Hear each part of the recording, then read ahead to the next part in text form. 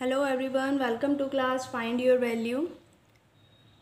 आप सभी जानते हैं लीनियर इक्वेशंस को, पेयर ऑफ लीनियर इक्वेशंस को सोल्व करने के 3 मेथड्स हैं: substitution method, elimination method and cross multiplication method. Exercise 3.4 में हम एलिमिनेशन मेथड से pair of linear equations solve करना सीखेंगे। फर्स्ट क्वेश्चन है, solve the following pair of linear equations by elimination method and the substitution method। हमें कुछ pairs दिए होंगे लीनियर इक्वेशंस के, उन्हें एलिमिनेशन मेथड और सब्स्टिट्यूशन मेथड दोनों से सॉल्व करना है। सब्स्टिट्यूशन मेथड हमने लास्ट एक्सरसाइज में सीखा है। इस वीडियो में हम एलिमिनेशन मेथड सीखेंगे। एलिमिनेशन मेथड जिसके नेम से ही क्लियर है कि इस मेथड में हम जो pair of linear equation given होती है उसमें से किसी एक वेरिएबल को एलिमिनेट करेंगे। चलिए स्टार्ट करते हैं। क्वेश्चन 1 का फर्स्ट पार्ट है, आपको 2 इक्वेशंस गिवन हैं। पहले इन्हें लिख लेंगे दोनों इक्वेशंस को, फिर हम देखेंगे क्या इन दोनों इक्वेशंस में किसी एक वेरिएबल के कोफिशिएंट इक्वल हैं। कोई भी एक वेरिएबल, जैसे फर्स्ट इक्वेशन में x का कोफिशिएंट 1 है और सेकंड इक्वेशन में x का कोफिशिएंट 2 है। इसी तरह फर्स्ट इक्वेशन में y का कोफिशिएंट 1 है और सेकंड इक्वेशन में y का कोफिशिएंट -3 है। दोनों ही इक्वेशन में किसी भी वेरिएबल के कोफिशिएंट इक्वल नहीं है। अगर इक्वल ना हो तो हमें इक्वल करने पड़ेंगे।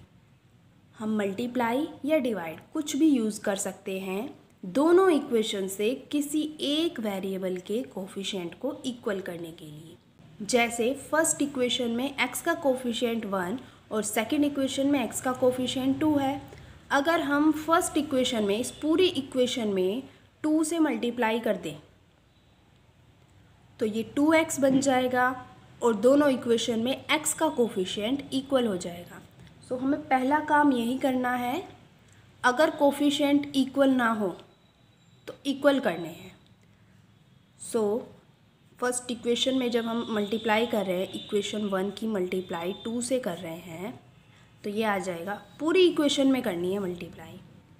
ये हो जाएगा 2x + 2y = 10। 5 2 = 10। पूरी इक्वेशन में हमने 2 से मल्टीप्लाई कर दी। ये हमारी नई इक्वेशन बन गई, इसे हम इक्वेशन 3 मान लेते हैं। अब क्या करना है, इसके नीचे ही मैं ये वाली इक्वेशन लिख देती हूँ। बिल्कुल ठीक नीचे लिखनी है इस तरह, 2x - 3y = 4। कुछ ऐसे लिखनी है, बिल्कुल एक के नीचे दूसरी इक्वेशन। ये सेकंड इक्वेशन है हमारी।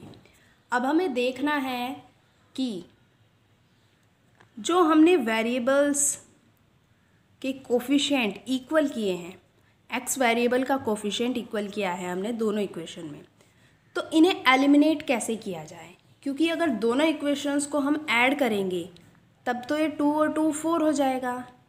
इसलिए हमें इन दोनों इक्वेशन को सब्ट्रैक्ट करना होगा। अगर हम सब्ट्रैक्ट करते हैं, कैसे लिखेंगे, सब्ट्रैक्ट इक्वेशन 2 फ्रॉम 3 से 2 को सब्ट्रैक्ट कर रहे हैं।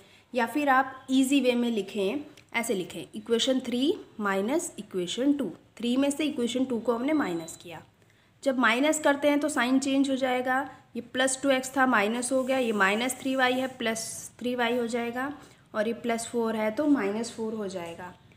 यहाँ से 2x - 2x कैंसिल हो गया।